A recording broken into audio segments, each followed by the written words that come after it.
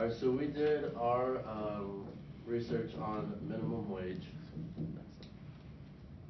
and our central question was whether raising minimum wage would be an effective way of decreasing poverty in the U.S. A little bit of background. Minimum wage in 2015 in Washington State was at $9.47 an hour, and in 2016 it bumped up to $11, and by 2021 it's projected to be at almost $15 an hour in states such as Washington, New York, and California. So our thesis is that the increase of minimum wage would actually hurt poverty and create more, and it would also create fewer jobs, and yeah. Alright, so some common, not really misunderstandings, but common beliefs that most people would agree on is that raising minimum wage sounds like it should decrease poverty, but it's actually kind of the opposite of that. Making more money usually sounds like a pretty good idea to most people, which kind of is, but it's kind of not. So, yes. So history, plain and simple. Minimum wage was started in 1947. According to the American Department of Labor, it was based on the 1947's Portal to Portals Act, and it started at 40 cents, and people thought that was really cheap, so they raised it to 70 cents, and this was all the start of when people found out that raising minimum wage caused more poverty. And since then, another study done, or an article that was written by Bloomberg, found that when minimum wage is increased, usually it only benefits the people above the poverty line, when really the people who are making the minimum wage and are working for that money aren't really getting the benefit, which is the minimum, or that's like kind of what it's trying to help. So this is just a graph of, it's from the New York Department of Labor. So this is the poverty threshold, and then this is the minimum wage. And then this is the minimum wage line showing like the minimum wage being raised is also when poverty is being raised.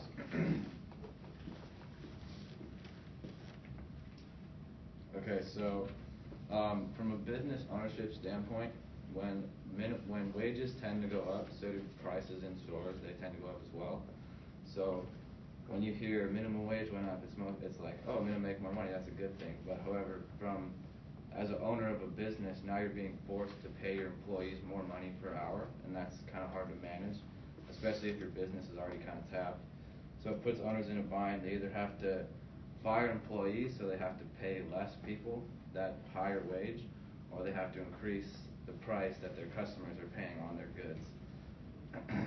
And also, to go along with what Jace was saying, lately, since like 2000 and like above, or until now, many business owners, when wage increase like this, they'll switch to newer technology and different machines, which actually take out or take away most of the low skill level jobs that these minimum wage workers are working, and so they usually will fall back on that. But from an employee standpoint, in a study that was done by John Vigdor at UW, they did an economic study on the wage increase in Seattle since it's been increased in 2016. And they found that workers were actually receiving less hours weekly because business owners couldn't afford to give them as many hours. So they were making more money per hour, but they weren't getting as many hours as they were before, so really their weekly earnings were less. And also the demand for low-skill jobs is diminishing because of, like I said earlier, new technology and different techniques on how to produce things and different stuff like that. And then another thing to go along with, just here in Seattle and in Washington, when wages increase, bigger economies usually have more of a cushion to like kind of fall back on when these wages are increased. So in a smaller economy, in like rural areas with smaller businesses and places that only have like maybe one industry to rely on, like a fishing town or like something like a logging town or something like that, they only have one industry to rely on, so it's a lot harder to adapt to the wage increase compared to like bigger cities like Seattle and other cities like that where they have like multiple different industries to like economically rely on. So what we found from a futuristic standpoint is that there are a lot of mixed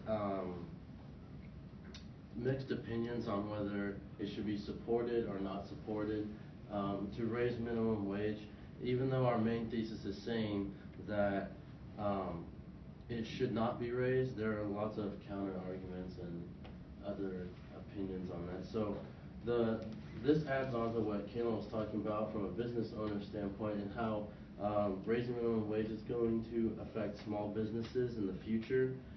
And the U.S. Department of Labor did a poll for small business owners, and 58% said that raising it would improve customer purchasing power. 56% said raising it would help the economy, and 53% said it would lower employee turnover, it would increase productivity and customer satisfaction. Which brings me to the next point, which is the average American worker. And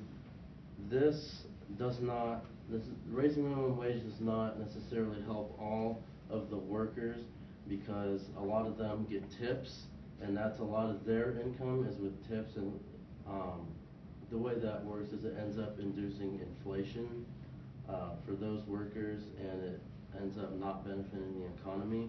And also, in the future, not only will this affect the workers who are earning that wage, but also the other people who live in the community and the economy, because as wages usually go up, so do like prices for goods and services and different things. So when like business owners have to pay out more per week, then they have to usually either increase increase the price of what they're selling, or they have to take a cut in profit, which most, if they're a good business owner, would try to raise their prices.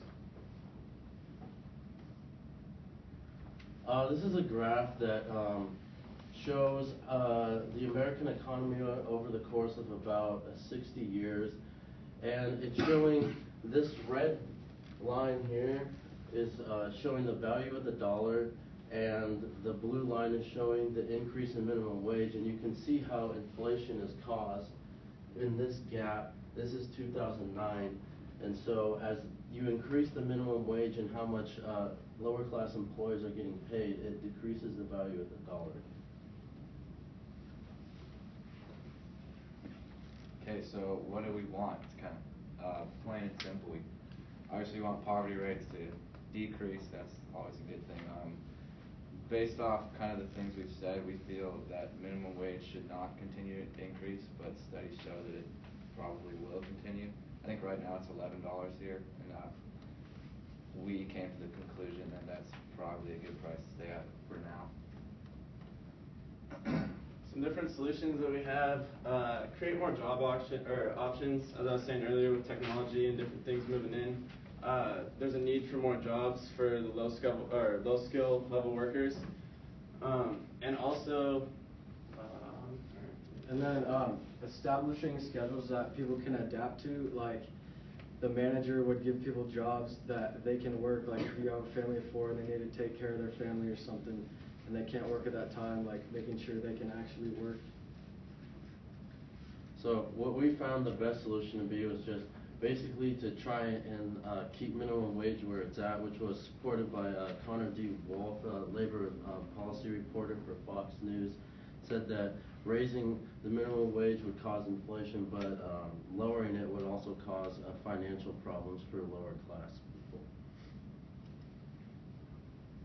And then just trying to find a common middle ground, kind of going along with that, where you can kind of meet in the middle to where it's kind of just a win for everyone, the upper and lower classes.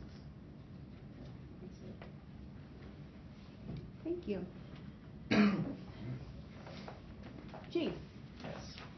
how did the group decide to include Nick's perspective or lens or conclusions into the overall presentation? So Nick had the historical lens. From the start, we kind of thought most people would agree, and we agreed that raising minimum wage is like always a good thing. But based off Nick's research, once minimum wage was increased, so did poverty rates increase. So we kind of, that research essentially changed our whole view on our overall conclusion. Thank you. Fernando, in the future, what change would you make to your group norms, and how would you expect that to improve the team presentation? I just think that we should try to have certain deadlines for each part of our presentation, instead of, because we all get everything done and we need to all do our part. But I think just if we had certain points in time where we needed to have things done so we can move on to the next part of creating our presentation, that would improve our presentation.